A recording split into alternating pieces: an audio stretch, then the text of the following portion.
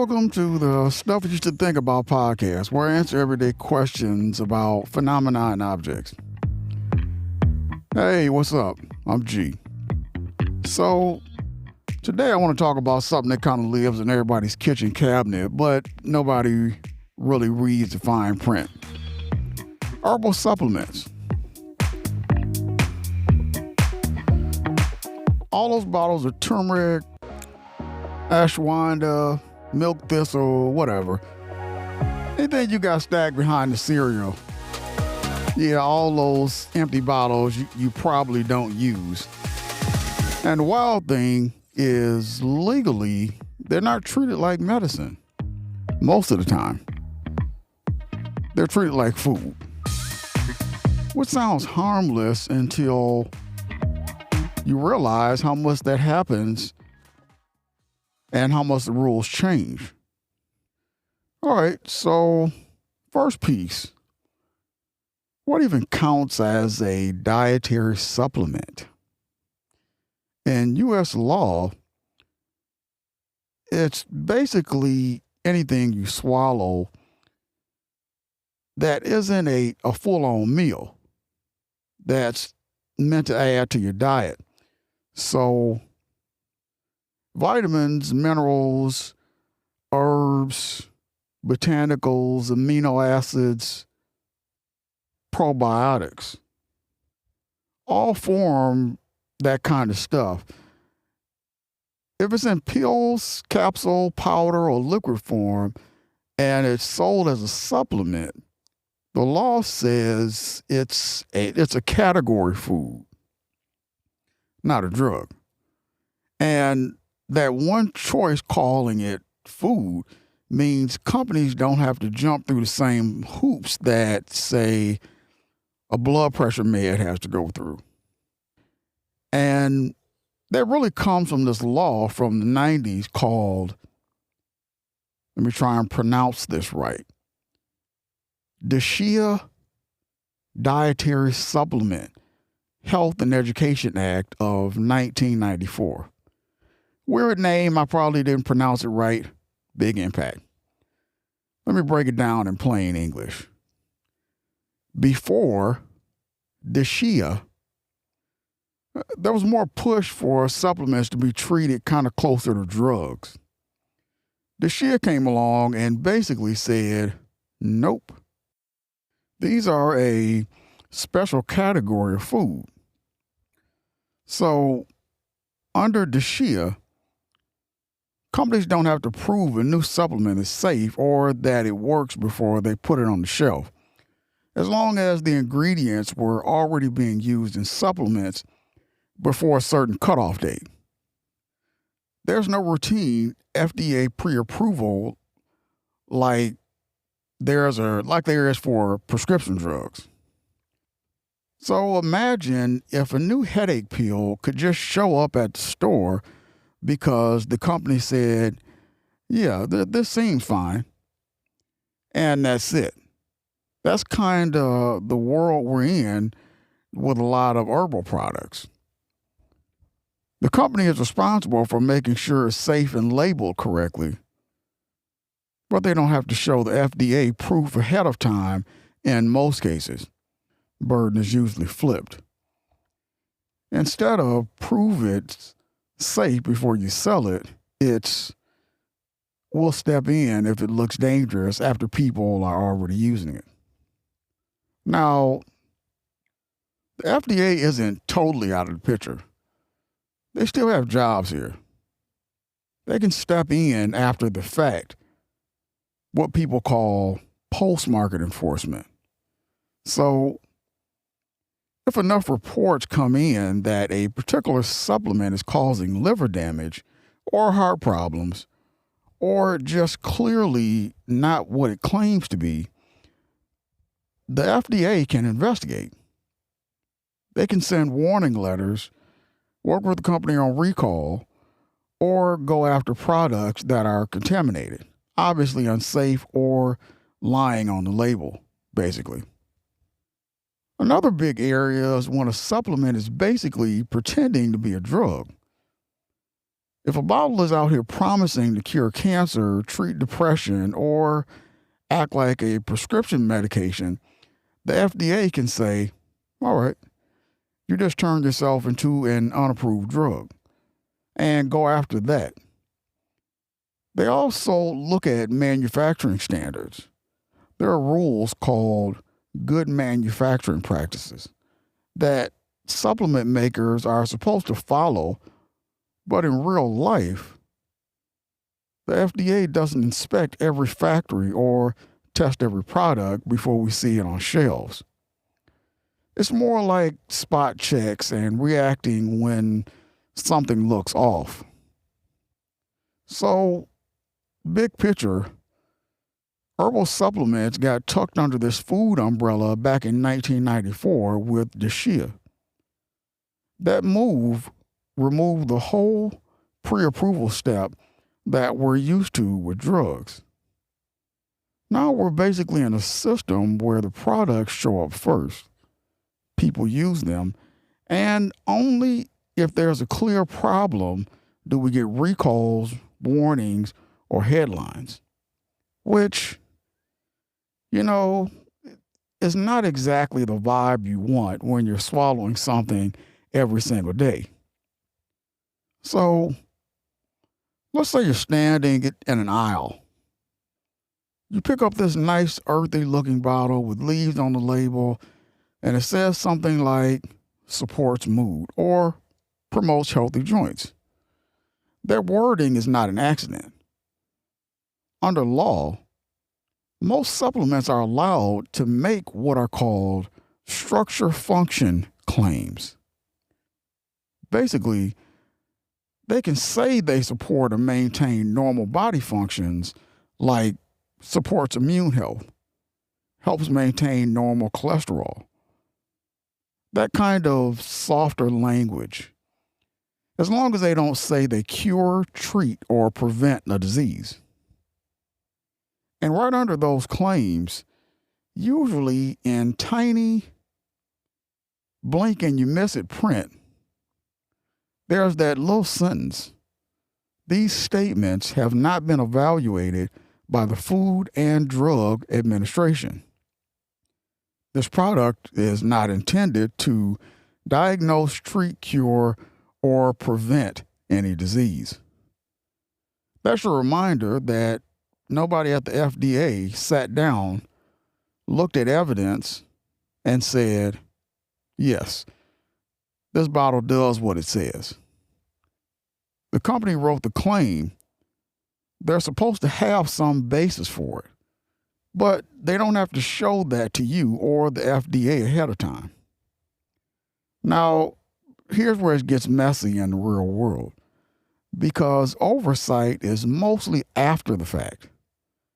You end up with problems like mislabeling. Sometimes what's on the label and what's actually in the bottle don't match. There have been studies, especially with some herbal products, where a lab tests them and find way less of the supposed herb, or none at all, or totally different plant material.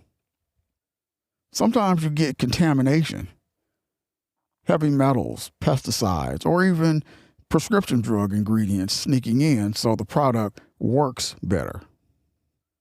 And then you've got potency issues. 2 bottles of the same herb from different brands can be wildly different in strength.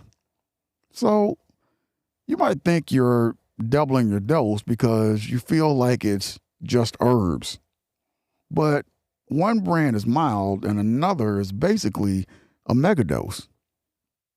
That makes it hard to know what you're really taking, and it makes side effects and interactions more unpredictable.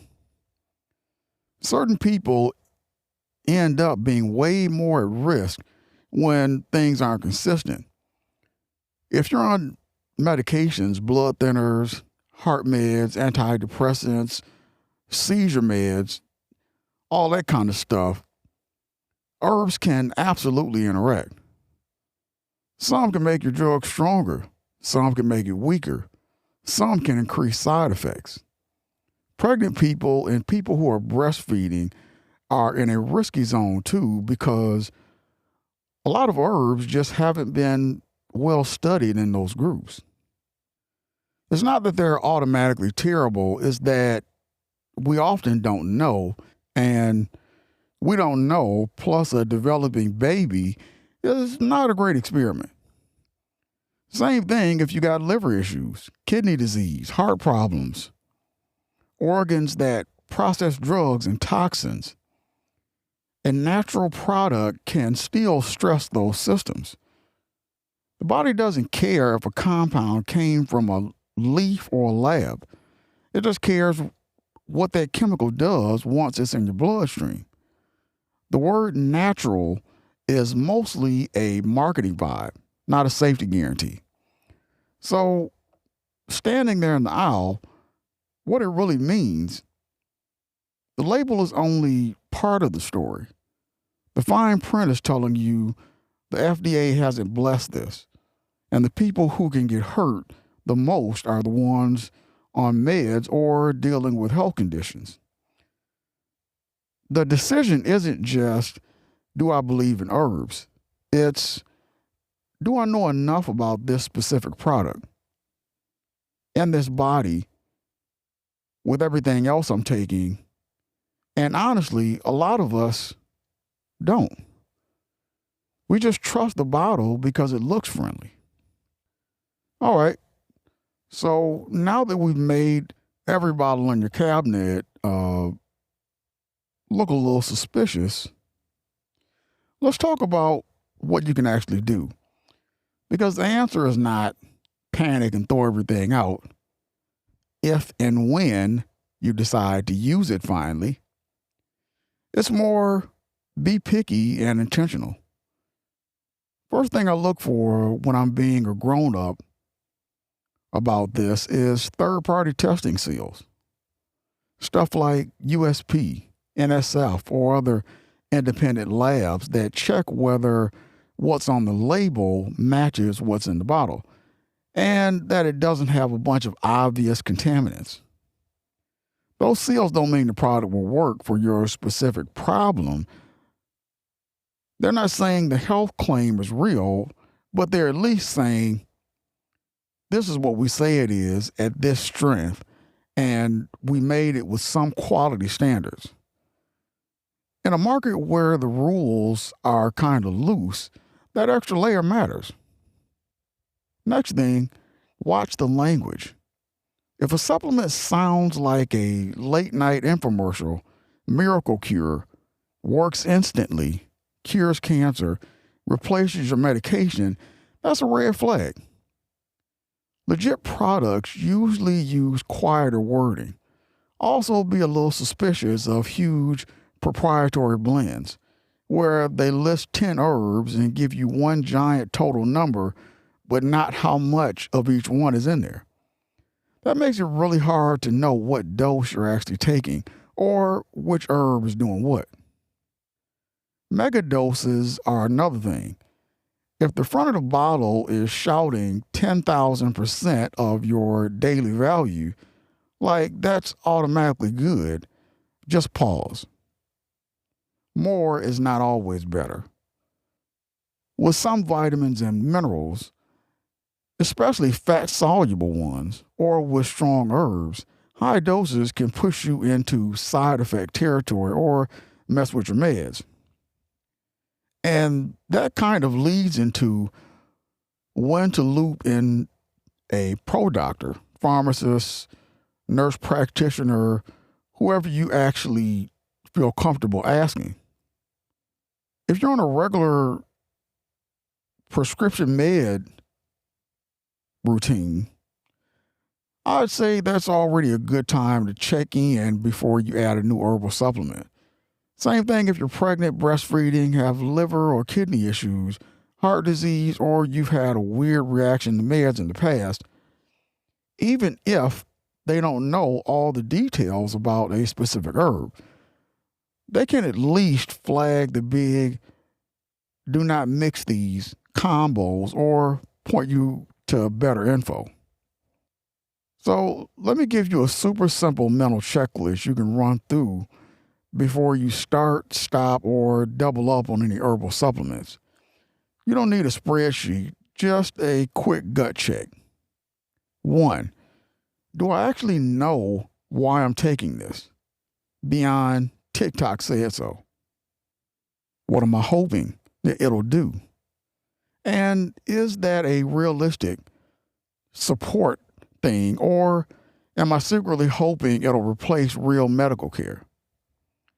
Two, what else am I taking? Prescriptions, over the counter stuff, other supplements, and could there be interactions? If the answer is, I'm not sure, that's when to call your pharmacist or bring the bottle to your next appointment. Three, who made this? And why do they have any third party testing or quality info?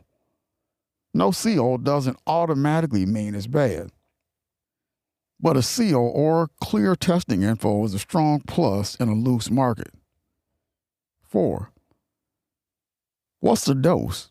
And am I staying near what's on the label, or am I tempted to just double it because I'm impatient?